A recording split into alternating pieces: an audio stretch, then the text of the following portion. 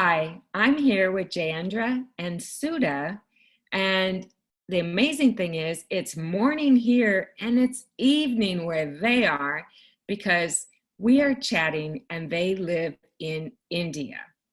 Hi, I'm Carol Dahl Richards with the Aphasia Recovery Connection, where we help families dealing with aphasia learn, share, and connect on Facebook, our virtual connections, and at events.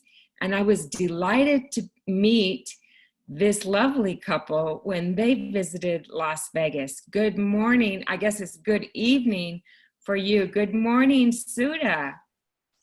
Hi. Hi. I'd like you to share with our friends at ARC, did you have a stroke? Yes, long ago, 5 years ago. 5 years ago. And when I chatted with you this morning, you told me you're still doing speech therapy. You did therapy already today. Yes. No. Monday, Tuesday, Wednesday, Thursday, Friday. All those days? Do therapy every day. So you are very, very determined. I know, but hard, but okay. Yeah, and speech therapy can be hard, can't it? Yes. But we know that in order for the brain to keep making recovery, you have to challenge yourself, right? Yes. Hard, but try. And I think that's good advice for our ARC members, that you have to keep trying, even if it's hard. That's good advice, Sudha. Yes. Long ago, 5 years before,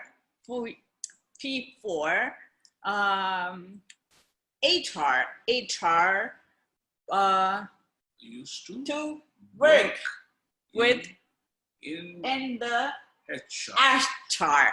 HR. But Sudha was heading human resources. So you had a high-level job in human resources, and then you had your stroke. And now I suspect most of your time you're spending at home, partly because of the stroke. Were you able to go back to work at all? Most people don't. Did you go back to work?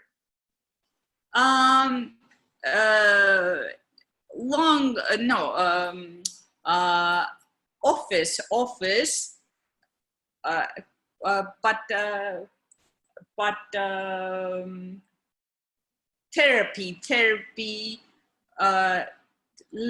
Sudha still used to come to work in our company. Okay. But do her speech therapy and physiotherapy sessions at work and interact with her team still on issues. And all the team members have been very accommodative in conversing with her, understanding her aphasia. So that was a really good strategy and a really good example. Jayendra and Sudha have a business in India, and Sudha was able to go into the office. And I know, because I've heard about this, you actually trained the other staff members at your office to better understand aphasia so that they could interact with Sudha, which is a great way to keep Sudha engaged. That was a great idea. Yes, after my first intensive aphasia program, which I attended with the Rehab Institute of Chicago, now Shirley Ryan Ability Lab, I brought back their presentation to the family members and made a presentation to Sudha's team on what aphasia is and how to communicate with people with aphasia, and helped them and gave them the tools to communicate with Sudha. And I should say that her team has been really cooperative in involving her still at work. Though she's not hands-on, she gets to know of things, talks to them about things, but does her therapy most of the time. So going into the office is like her therapy. So one of the growing trends, they call it here in the US, is the LPAA model, which is life participation model, life participation approach to aphasia. So that's exactly what you've done. You have found ways to keep Sudha engaged. And I gotta say, hats off to Jayendra, because it's often one of the pieces that I think families miss is so often somebody has aphasia and then there's the person with aphasia and the caregiver, and they sort of manage on their own, and it gets tough and it gets very isolating. But when you have a caregiver who takes that huge extra step, and it is a huge step, to educate family, educate fellow coworkers. I mean, you educated your whole office so that you could keep bringing her back in. So Sudha, have you enjoyed going into the office? Yes. 5 years ago, but virus. The virus. Yes, home. So now you're staying home. I also wanted to share, because I think this is really important, and not everyone can reach this level of what you're doing in India, but I truly believe that people's well-being and their sense of self is stronger when they know that they're supporting a mission. So, you know, that's one of the reasons we started ARC, and we have many people that support ARC and help us with our mission. And we so appreciate all of those that come together and help. During COVID-19, I have been very concerned about India, because the population in India, where I live, people are very spread out. In India, it's very tight. It's very densely populated in many, many areas. And my husband and I have an absolute love for India, because when he worked there, we got to live there. And we have an absolute love for the Indian people, the Indian food, and it's just really cherished memories. And Jayendra, I have seen what you and Sudha are doing with the COVID-19. Would you please share with our ARC members, because it's really been amazing, and we hope and pray that things go well as this virus continues around the world. Jayendra? Yeah, Sudha and I, 19 years ago, we started a foundation on disaster relief.